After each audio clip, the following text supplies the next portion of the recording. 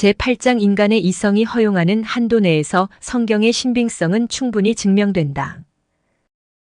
1. 성경은 인간의 모든 지혜를 초월한다. 논증으로 성경의 권위를 수호한다든가, 교회의 일반적인 동의로 성경의 권위를 확립한다든가, 혹은 어떤 다른 무엇의 지원을 받아 그것을 확증한다는 것은 아무런 소용이 없다. 그런 것들로는 성경의 권위에 대한 기초가 세워지지 않는다. 그런 반면에 우리가 일단 성경을 그 존엄성에 따라 경건하게 받아들이며 일반적인 서적과는 달리 뛰어난 것으로 인정하기만 하면 이전에는 마음의 성경의 확실성을 강하게 심어주지 못하고 확신을 주지 못하던 논증들이 이제는 매우 유용한 도움을 주게 된다. 성경의 힘은 문체나 웅변술이나 말의 기교에 있지 않다. 사도 바울은 고린도전서에서 내 말과 내 전도함이 설득력 있는 지혜의 말로 하지 아니하고 다만 성령의 나타나심과 능력으로 하여 너희 믿음이 사람의 지혜에 있지 아니하고 다만 하나님의 능력에 있게 하려 하였노라 라고 말한다. 진리는 외부적인 것에 의하여 유지되지 아니하고 진리 그 자체가 증명하게 될 때 모든 의심을 떨쳐버린다. 인간의 저작이 아무리 기교면에서 잘 다듬어졌다 하더라도 그것은 성경만큼 감동을 줄 수 없다. 데모스테네스나 키케로의 글을 읽어보라. 플라톤이나 아리스토텔레스 또는 그와 같은 부류의 사람들의 책을 읽어보라. 그리고 그것들을 다 읽은 후에 이 성경을 읽는데 전념해보라. 그러면 성경은 우리 자신도 모르는 사이에 우리를 깊이 감동시키며 우리 마음에 스며들 뿐만 아니라 골수에까지 새겨짐으로써 성경이 주는 그 깊은 인상과 비교하면 웅변가들이나 철학자들의 힘은 거의 사라지게 될 것이다. 이 성경에는 신적인 무엇이 호흡하고 있다는 것을 쉽게 인식하게 될 것이다. 2. 문체가 아니라 내용이 결정적이다. 선지자들 중 어떤 이들의 문체는 우아하고 명료하며 심지어는 화려하기까지 하다.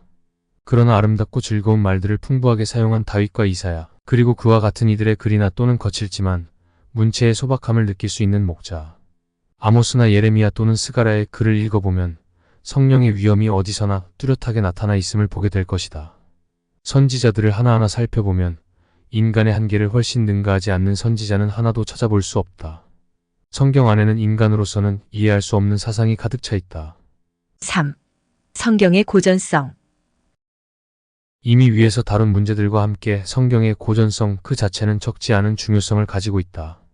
모세는 호머 및 다른 모든 알려진 작가들보다 훨씬 이전의 사람이었고 히랍의 저작자들이 애굽 신화에 대하여 많이 말하고 있지만 사실은 모세 시대보다 훨씬 후대의 것 외에는 종교의 유적이 하나도 남아있지 않기 때문이다.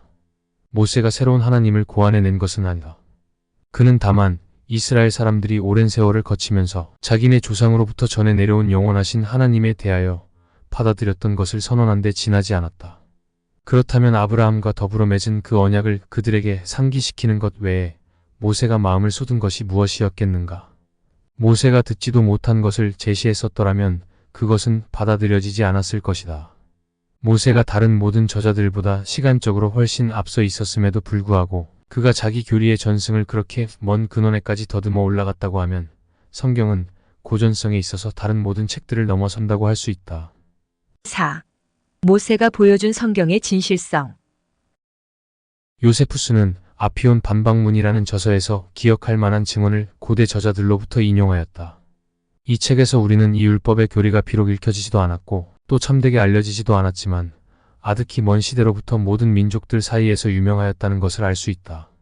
야곱이 약 300년 전에 영감을 받아 자기 자손에 대하여 언급한 것을 모세가 상기하고 있지만 이때 모세는 자기의 종족을 고귀하게 포장하지 않았다. 오히려 그는 레위 사람으로서 자기 지파에게 영원한 오명의 낙인을 찍었다. 창세기 49장에서 그는 이렇게 말하고 있다. 시몬과 레위는 형제요, 그들의 칼은 잔해하는 기계로다. 내 호나 그들의 모의에 상관하지 말지어다. 내 영광아 그들의 집회에 참여하지 말지어다. 그는 분명히 자기 조상뿐만 아니라 자기 자신과 자기의 온 가문이 그와 같은 치욕을 당하지 않도록 하기 위해 불명예스러운 일에 대하여 침묵을 지킬 수도 있었다. 자기 조상이 전적으로 혐오의 대상이었다는 것을 성령의 감동으로 말하였고 자기 개인의 이해관계에 대하여는 조금도 생각하지 않았을 뿐만 아니라 그렇게 말하면 자기 지파 사람들이 틀림없이 불쾌하게 생각하여 그들로부터 심한 미움까지 받게 될 것도 마다하지 않은 것이다. 이런 모세를 어떻게 의심할 수 있겠는가? 율법서의 도처에서 우리는 모세가 하늘에서 보내심을 받은 하나님의 사자임이 분명하다고 하는 충분한 확신을 뒷받침해주는 많은 증거들을 발견하게 된다. 5. 이적은 하나님의 사자의 권위를 강화시킨다. 모세는 수많은 주목할 만한 이적들에 대하여 언급하고 있는데 이 이적들은 그가 말한 율법과 공포한 교리에 대한 확증들이다. 출애굽기와 민수기를 보면 그가 구름 속으로 들어가서 산 위에 올랐다는 것, 그곳에서 40일 동안 사람과의 교제 없이 있었다는 것, 율법을 선포할 때 그의 얼굴에서 광채가 났다는 것, 사방에 번갯불이 번쩍이며 우레와 여러 가지 소리가 하늘에서 들려오고 나팔 소리가 들려오되 사람이 부는 나팔 소리가 아니었다는 것, 장막의 입구가 구름에 가려져 사람의 눈에는 보이지 않았다는 것, 고라, 다단, 아비람과 그 악당 전체의 무서운 파멸로서 그의 권위가 기적적으로 변호되었다는 것, 그가 반석을 지팡이로 치자 당장에 물이 솟았다는 것, 그가 기도를 하자 하늘로부터 만나가 내렸다는 것, 이런 것들은 모세가 참된 선지자였다고 하는 하나님으로부터의 증거이다. 이스라엘의 불신, 완고함, 배은망덕, 그 밖에 여러 가지 죄를 책망하면서 모세는 이 모든 사건을 그 사건을 목격한 온 회중 앞에서 공포하였던 것이다. 6. 모세의 이적에는 논의할 여지가 없다. 이적에 대하여 모세가 말할 때마다 그것은 항상 조금이라도 무슨 기회만 보이면 온 회중을 선동하여 떠들썩하게 반항을 일으키게 할 수 있었던 그런 불유쾌한 상황과 연결되어 있었다. 이 사실에서 명백해지는 것은 그들은 자신들의 경험을 통하여 충분히 확신하였기 때문에 그 이적을 인정하지 않을 수가 없게 되었다는 것이다. 모세가 마술사라는 억측이 있는데 분명히 사기꾼들은 하나같이 대중들의 마음을 완전히 사로잡아 명성을 얻으려고 열심히 속임수를 쓴다. 일어난 사건 자체를 생각해 본다 해도 도대체 어떤 마술이 백성들의 식량을 공급하기 위하여 매일같이 하늘에서 그렇게 충분한 만나를 내려오게 할 수 있었겠으며 또 사람마다 그날의 정량을 초과하였을 때에 그 만나를 부패하게 함으로써 그 사람의 불신으로 하나님의 벌을 받게 되었다는 것을 보여줄 수 있었겠는가. 때로는 온 민중이 교만하고 무례하게 반란을 일으키기도 하고 또 때로는 하나님의 거룩한 종을 넘어뜨리려고 그들 중 몇 사람들이 음모를 꾸미기도 하였다. 그런데 어떻게 이때마다 모세가 속임수로 그들의 광포함을 피할 수 있었겠는가. 7. 예언은 인간의 기대와는 다르게 성취된다. 족장 야곱을 통하여 유다 지파에 최우위를 부여하게 한 것이 예언의 영으로 말미암은 것임을 부정할 수 없다. 이 예언을 최초로 말한 자가 모세였다고 생각해보자. 그러나 그가 이 책을 기록한 지 400년이 지났지만 아직 유다 지파의 왕권에 대하여는 아무런 언급도 없었다.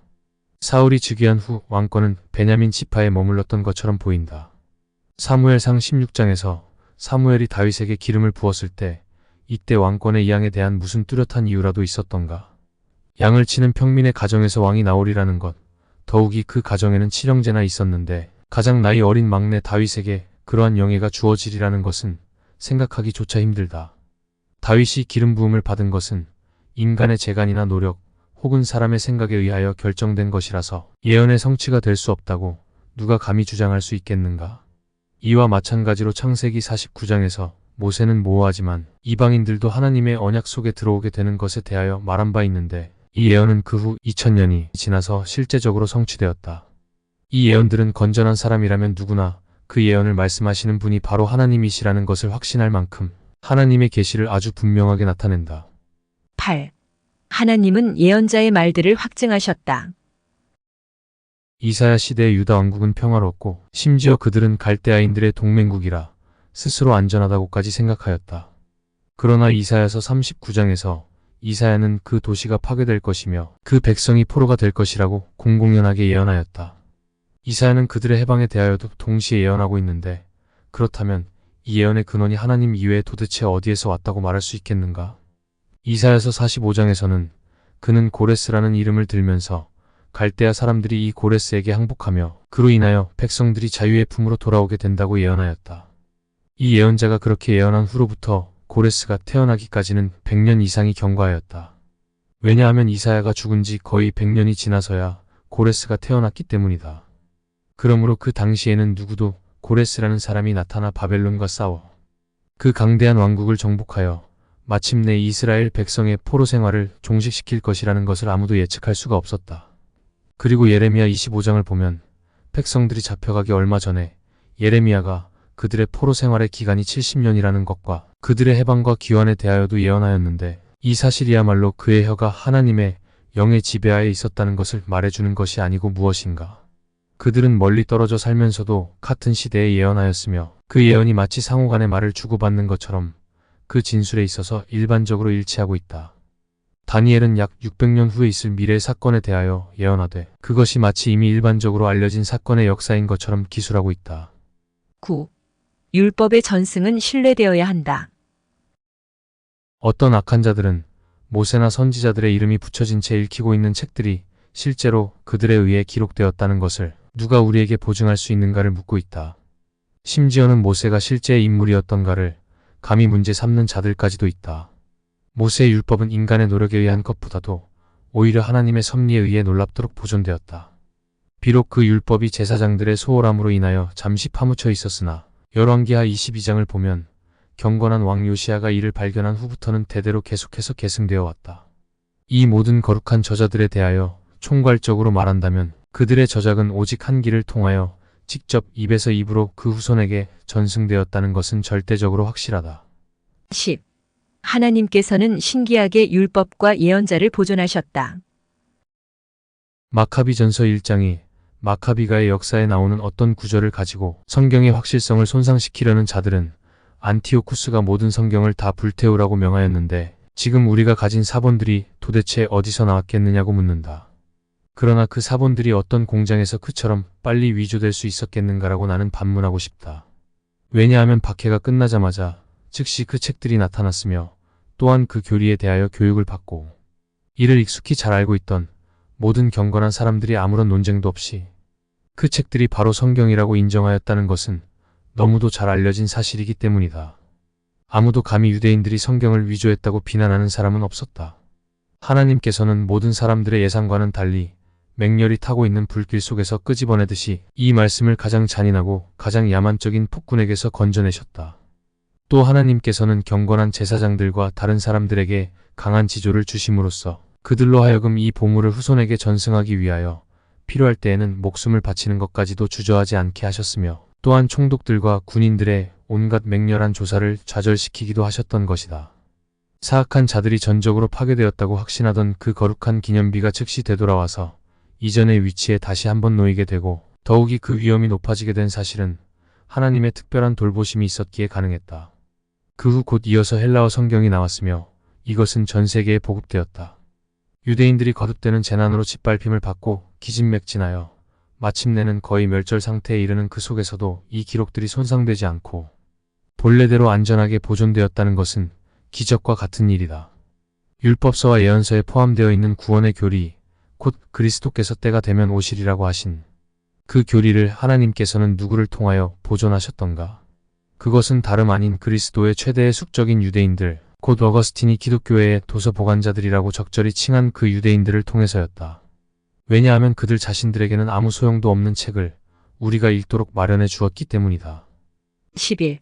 신약 성경의 단순성과 천적 특성 및 권위. 신약 성경으로 넘어오게 되면 그 진리가 얼마나 튼튼한 기둥으로 확고부동한가. 새 복음서의 기자는 그들의 역사를 낮고 비천한 문체로 기술하였다. 따라서 많은 교만한 사람들은 그 문체의 단순성을 몹시 경멸한다. 왜냐하면 그들은 그 교리의 중심점에 주의를 기울이지 않기 때문이다. 그러나 여기에 주의하기만 한다면 복음서 기자들이 인간의 능력을 초월하는 하늘나라의 신비를 논하고 있음을 쉽게 결론 지을 수 있다. 새 복음서의 기자들이 간단하게 요약한 그리스도의 설교는 그들의 기록에 대하여 어느 누구도 멸시하지 못하게 한다. 마태는 이전에는 책상 앞에 앉아서 자기의 이익을 추구하던 사람이며 베드로와 요한은 고깃배에서 일하던 사람으로 이들은 한결같이 소박하고 무식한 사람들이었다. 그러므로 그들이 다른 사람들에게 전할 수 있었던 것은 어느 하나도 이 세상 학교에서 배운 것이 아니었다. 바울은 이전에는 용서받을 수 없는 잔인하고 살기가 등등한 원수였으나 이제는 회심하여 새 사람이 되었다.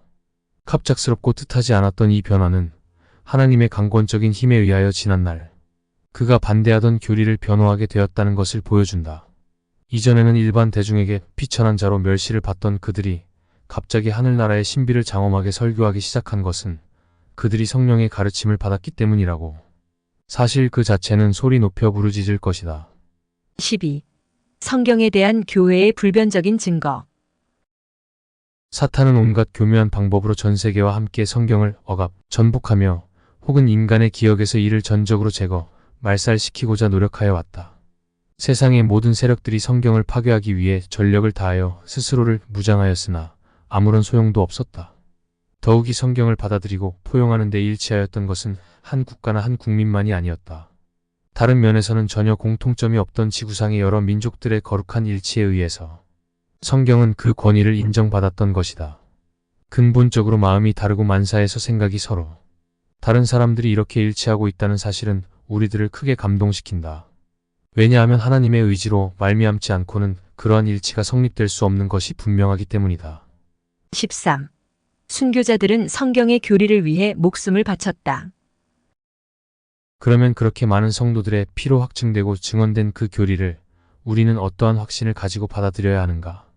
순교자들은 일단 그 교리를 받아들이면 용감하고 대담무쌍하게 심지어는 죽음을 당하는 것까지도 조금도 주저하지 않았다.